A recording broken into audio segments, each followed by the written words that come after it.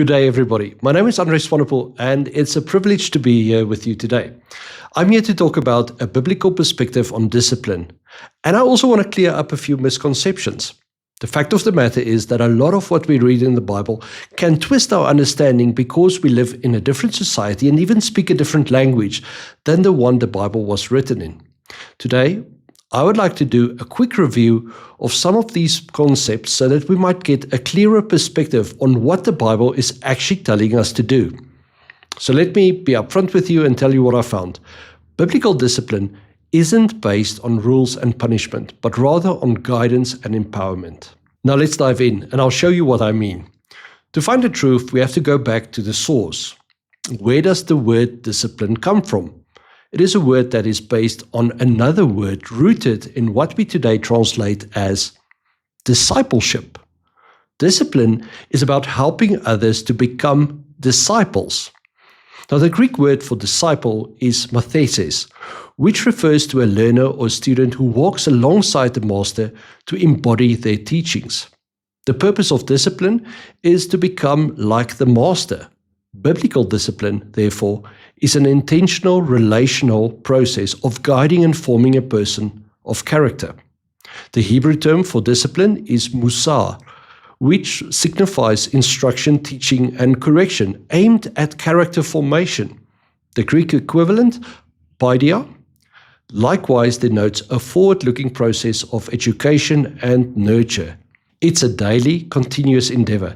It is not a reaction to a moment of disobedience, but a proactive commitment to a person's lifelong growth. And what about the rod that we so often associate with discipline? The Hebrew term for rod is shebet. And this word is not merely a stick for striking, it is also the scepter of a king, the symbol of authority and leadership. And crucially, it is also the staff of the shepherd.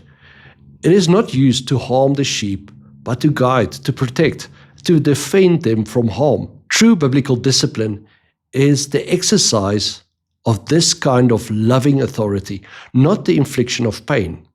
Now, with these definitions, if we look on the words on the page, I think they start to come to life in a new way. So let's look at them. The biblical text established discipline not as a suggestion, but as a fundamental aspect of a parent's responsibility. For example, Proverbs 22 verse 15 tells us that there is this folly in a child's heart that requires a loving, proactive correction. It's not an act of anger, but an act of protection. Now, this understanding recontextualizes Proverbs 13 verse 24 that says, "He who withholds the rod hates his son, and he who loves him disciplines him diligently." The rod here is not an instrument of physical punishment, but the loving act of using one's authority, one's shebet, to impart wisdom and instruction. A parent who withholds this loving guidance is failing their child. The psalmist's declaration in Psalm 23 might be, for me, the pivot point of this entire idea. The words there are, "Your rod and your staff, they comfort me." Now, punishment does not bring comfort. The comfort comes from the presence of the shepherd, using their authority to protect and to guide you. This image of God's care is the blueprint for all parental discipline. It is a truth further supported by Hebrews 12, which uses parental discipline as an analogy for God's relationship with his children, stating that a lack of discipline implies a lack of genuine love. So what does a biblical perspective, a biblical view of discipline actually look like in practice? We see it play out on the largest scale in the Old Testament with God and his people, with Israel and Judah.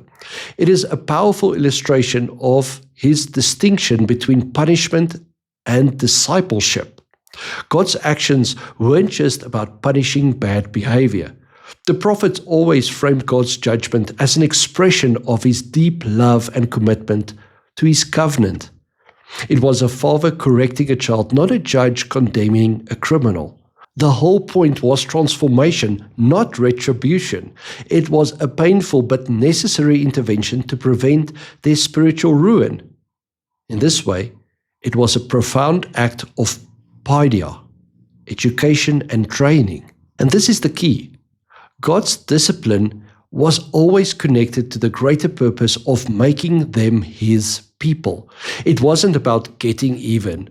It was the shepherd using his rod to guide his flock back to the path. Even in the midst of severe judgment, the prophet consistently included an unwavering promise of hope and future restoration, like in Jeremiah 29 verse 11. And this shows that the entire process was about discipleship, not abandonment. The rod of the divine shepherd was used to guide his flock back to the path, even if it meant leading them through the valley of shadow of death. So what does this new perspective mean for us as parents? It means we are called to be shepherds, not judges. We are called to be disciple makers, not simply rule enforcers. We are called over and over, day by day, to guide children to understand themselves and their place in this world, not enforce a structure of rules. Biblical discipline isn't about making a child pay for a mistake. It's about proactively, consistently, and lovingly guiding them towards a life of character. It's about seeing their missteps, not as moments of rebellion, but as opportunities for instruction. The rod of the shepherd is not an instrument of pain. It is a tool of guidance and protection. And today, I would like to invite you to embrace that truth. Biblical discipline is the calling to raise a generation molded by love and commitment, not by fear.